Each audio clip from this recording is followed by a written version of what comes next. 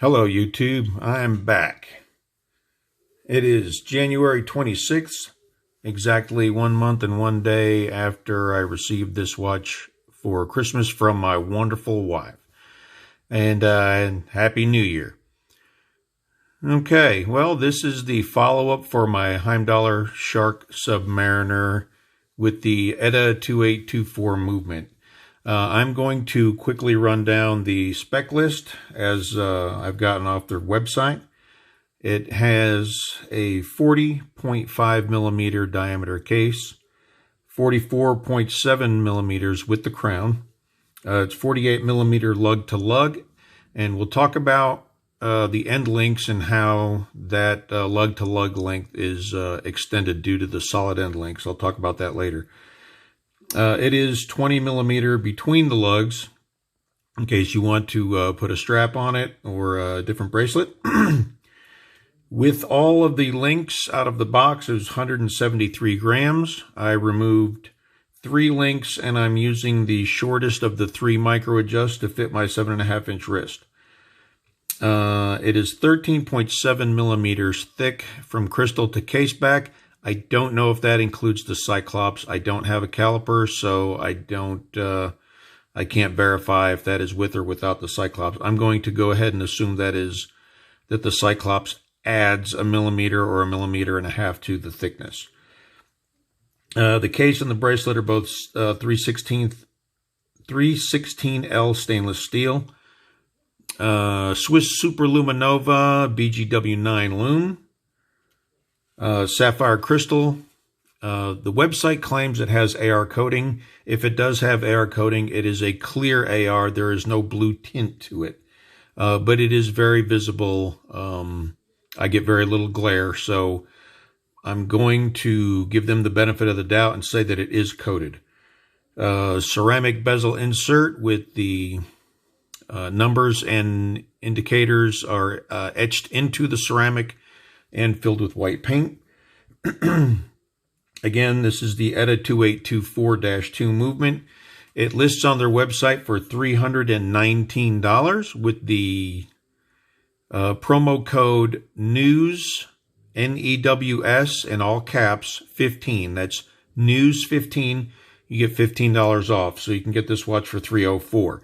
If you prefer the Seiko NH35A movement, it lists for $179, and with the promo code, it is $164. So moving on to taking a look at it. All right. After a month on the wrist, I've gotten plenty of wear on it. I take it with me to work every day. I am a mechanic in the oil and gas industry. I work in a big shop building Caterpillar engines.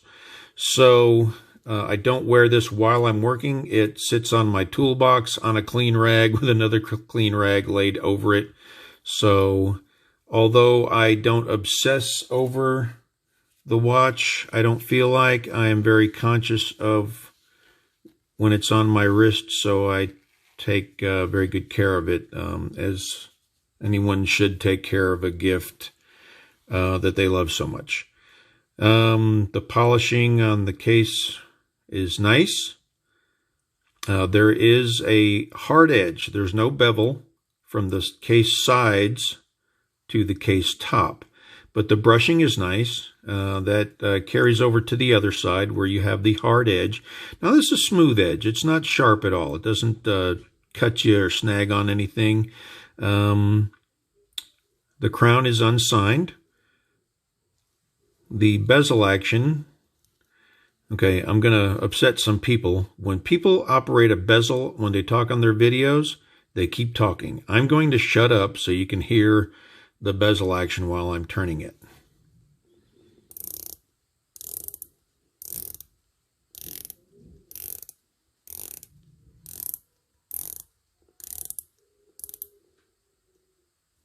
Went too far.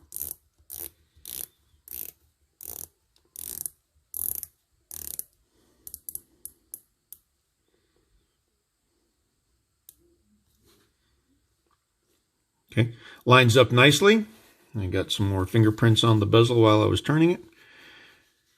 Okay, as you can hear, it has very positive clicks. It is firm. It has loosened up over the day that I got it. It had a kind of a dry, almost a gritty feel, but that has gone away. It is a very smooth action, but it's a very firm action, very positive. So that I'm very pleased with. Let's move on over to the crown. The crown had a little bit of a gritty feeling when I got it. It is very smooth now. I put a very small dab of silicone grease on the threads, and it has made all the difference. The date change is nice. The time setting is just incredibly smooth, and you can see there it hacks. And I'm going to go all the way around to the date change. And this is not like a Seiko movement or a Miyota where it drags the date around for a whole hour before it clicks over. This clicks over. Oh, got another 12 hours to go. My bad.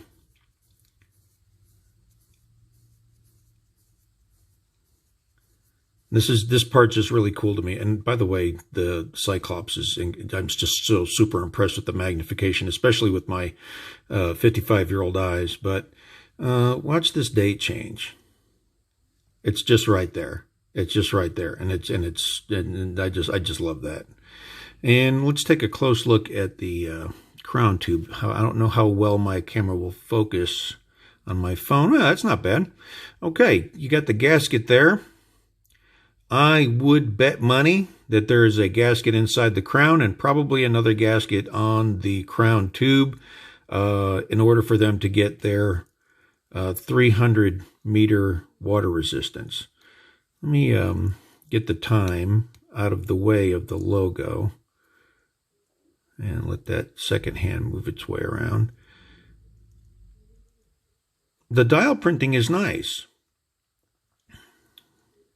The water resistant 1,000 foot equals 300 meters, automatic. You have the etching of the Heimdallr logo all the way around the Rahat. And at the 12 o'clock position, you have that very cool, get a little bit better, that cool shark logo in there. Hard to focus that. And you can see I'm getting a little bit of glare from my desk lamp here, but it's still not so bad that you can't see. Now that's a direct reflection, but it doesn't flood out the look of the dial. So the AR coating may be what they say. All right, let's get this thing running again. Let's talk about the power reserve. I gave it a full wind, and it killed me to leave the watch on my nightstand and not wear it. So that was a day and a half that I did not wear it. I got right at 40.5 hours of power reserve. So that's pretty standard for this movement, I think. And let's talk about these end links. These end links are fitted very well. There is no wobble. I mean, they are fitted very well. Maybe a little bit of side to side, but oh my God, I mean, that's just ridiculous if that's too much for you. Okay, let's talk about these protruding links. Now, this gives your lug to lug a little bit more. It's not going to be an issue for me because I have a 7.5-inch wrist. And this watch wears very well on my wrist. I've seen a few videos on the Tezel Marine Diver, and I guess where the pin goes into the bracelet link, it doesn't allow the bracelet to lay flat across the case back. So there's very good articulation here. And let me do a little wristwatch check because I'm about to do a video on this watch soon. I just got this. This is Pagani Design Rolex Daytona homage with the Seiko VH64 Mecha Quartz movement. And we'll talk more about that in another video. But in the meantime, that's pretty darn impressive for a $63 watch shipped to my door. It came with this cheap leather strap, and it also came on a stainless steel bracelet. We'll talk about that more later. Thank you. All right, let's get back to this watch. The bracelet. All right, let's talk about these push pins. I don't know why people hate push pins. I know the screw links seem to be a little easier to remove or replace links. I get that. Also, if you don't have the right Loctite, you're either going to lock those screws in permanently or they're going to back out. So I don't have a problem with push pins. I talked about in my first video, I have an Invicta Pro Diver that I bought 21 years ago that I removed a couple links to size it, and it hasn't given me a problem, and I've gotten a lot of wear on that watch, a lot of time on it. And let's talk about the clasp. As you can see, I have some little micro scratches in there. I am wearing it, like I said, daily. I don't go acting like I don't have a watch on. I don't go slamming it into stuff. I'm very conscious of it on my wrist. I don't think I obsess over it, but I am conscious of it, so I don't think the wear is any, I think it's pretty well represented of what the average user is going to get. You can see there's a little bit of wear on this, crossbar or fold-over bar. That is where it's making contact with these 2 points inside here. Again, this is not me nitpicking. This is just me pointing things out to you so you know what to expect if you choose to buy one. These pushers are very secure. You have to engage both of them in order for the clasp to release. So there's very, very, very little chance of this thing popping off on you. Okay, I'll show you. Push one, and it will not open. Push the other one, will not open. You push them both, and voila. All right, and very positive click when you close it. The fold-over safety has a very positive click. The Heimdallr logo is etched in there nicely. And, you know, some people consider this clasp pretty cheap, but you know what? It works, and it's comfortable, and it's secure. And I don't know what more you can ask for in this price range. You know, if you get the Seiko movement, you can get this watch for under 170 bucks. I personally wanted the Swiss movement just because I wanted it. I'm getting older, and I'll spring for a little more if I have to get the things I want.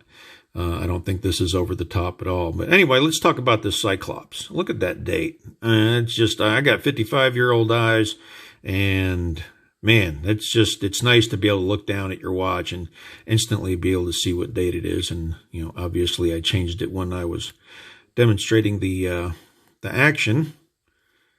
Get it back around to the 25th, and I'll set the time later.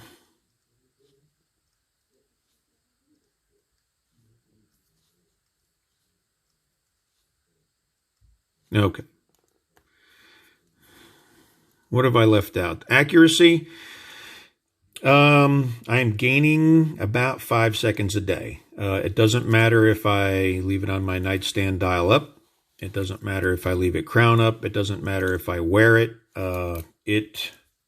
I'm getting a consistent 5 seconds a day, and that is timed against the radio signal clock on my phone. So let me do a wrist shot. I removed my Pagani chronograph. Now, I don't have a whole lot of room here where I'm working at my desk, so I can't give you a wider view, but you can see that lays nicely on my wrist. The protruding end links don't seem to be an issue at all. And this watch just feels luxurious. It feels great. It looks good. It feels good. Keeps great time. Sometimes I just look at it because I just enjoy watching the smooth sweep of that second hand. And I'm going to do a lume shot at the end. I got a 1 minute time lapse of a 30-minute time, and the exposure on my camera phone is not as good as the naked eye. You're going to see it gets fairly dim after 30 minutes. But I can tell you to the naked eye, I've been wearing the watch to bed, so if I wake up in the middle of the night, I can tell how good the lume is. And with my 55-year-old eyes, all night, it doesn't matter what time it is, there's enough lume for me to see what time it is easily. It's not bright, but it is legible. So the lume is great. Again, as I stated earlier, it is Swiss Superluminova BGW9, and apparently that's a very generous application because it does last all night, and it's got that nice icy blue color. Let's take a closer look at the case back. Yeah, there might be some micro scratches from me laying it on my toolbox at work with the bracelet laid across the back of it. Now, any little nitpicks I'm talking about is not a complaint. I hope you understand that. That's just me letting you know what to expect if you choose to buy one. You need the special Rolex style tool to remove the case back with those serrations in that circular motion there. You can see the solid bracelet end links, the machining on the back of the case. I'm just super impressed with this, and super happy with it. Super grateful that my wife went and spent the money for me because I just love wearing it. And I don't know what else to talk about. I think I hit all the points that I wanted to hit. And like I said, from here we will go to the time lapse. And with that, I thank you for watching. I appreciate the comments that I've gotten on the first video. It's gotten over 2,000 views, lots of thumbs up, a lot of positive comments. I did have one viewer complain about my fingernails, but he removed his comment for some reason. And I mean, this is a video about a watch, not my not how hard it is to get work grease out from under my fingernails. So anyway, thanks again, YouTube, and appreciate y'all, and you take care, and we'll see you on my next watch review. Adios.